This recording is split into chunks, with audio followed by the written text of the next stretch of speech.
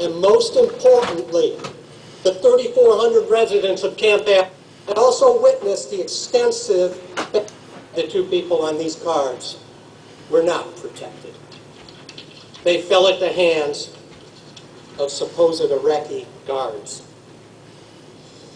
In 2009, we walked away from that commitment and have been living in bliss, pretending the people of Camp Ashraf no longer exist.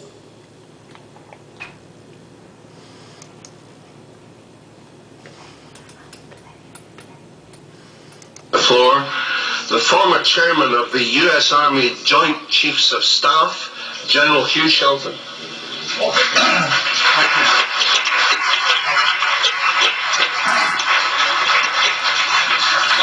Thank you, Mr. Stevenson, and thanks to each of you for your very warm welcome. It is indeed a great honor and privilege to be here with you and President-elect Rajavi and my distinguished colleagues on the platform today. Today, as some of my colleagues have already said, time is of the essence. For almost a year now, my colleagues from the U.S. and I have given the facts and stated the reasons why the MEK should not be on the Foreign Terrorist Organization list. Those facts were as valid a year ago as they are today, and yet our lethargic State Department has failed to act.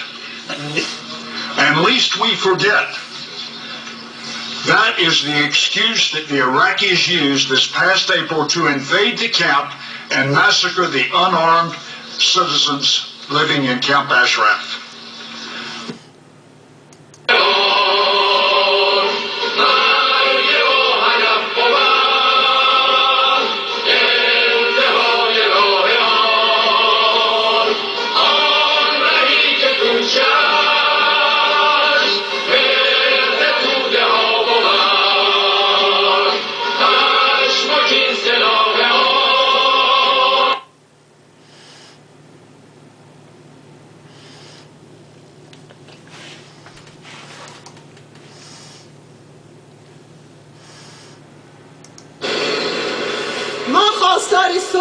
احترام متقابل در روابط بین المللی، حسن همجواری و برقراری روابط دیپلماتیک با همه کشورهای جهان هستیم.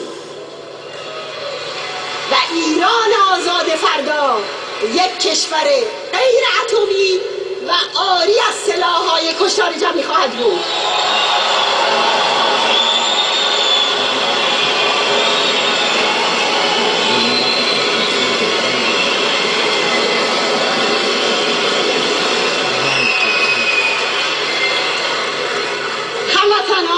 دوستان گرامی، اونچه که برشمردم فشرده نقطه نظرها و برنامه مقاومت ایران برای میهن آزاد شده از ستم آخوندهاست. برای تحقق این برنامه انتخابات آزاد برای تشکیل مجلس مؤسسان حداکثر 6 ماه بعد از سرنگونی دیکتاتوری آخوندی برگزار خواهد شد و در پایان دوره 6 ماهه دولت موقت از قدرت کنار می رود و مؤسسه quoted as saying, "We are writing the history of human rights with our blood." Madam Rajavi, your family is one of the families that you speak up on behalf of every time you speak out on behalf of the families of the martyred. That quote, tragically, could be applied to your family. You had a sister killed by the Shah fighting for freedom.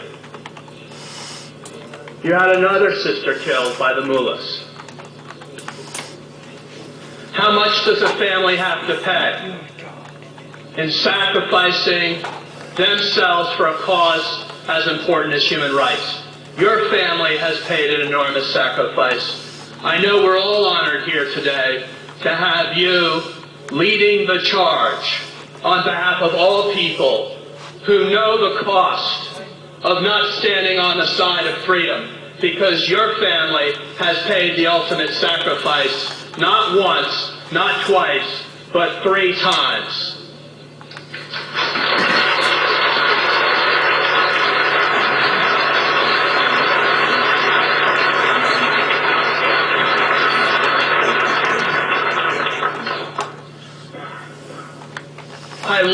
at these rallies the way you hold up pictures of the martyred,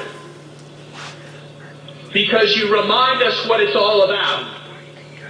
It's about real people with real brothers and sisters like many of you and I have, with real mothers and fathers and loved ones.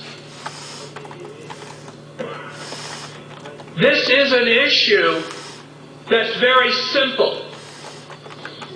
I know we have a distinguished panel here to talk about the legal issues.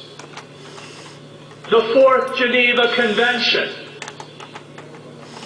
the UN Human Rights, the High Commissioner on Refugees.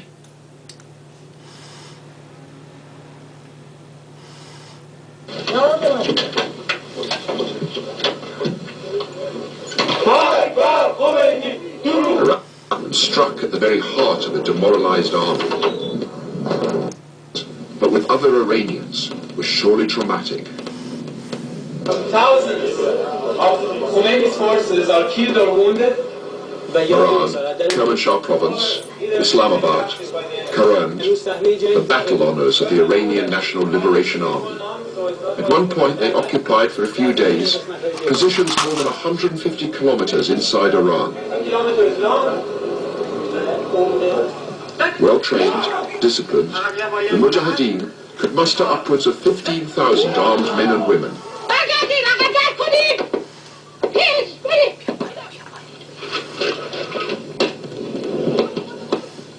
For part of their shock effect was the fact that women's brigades fought alongside the men in the thick of battle.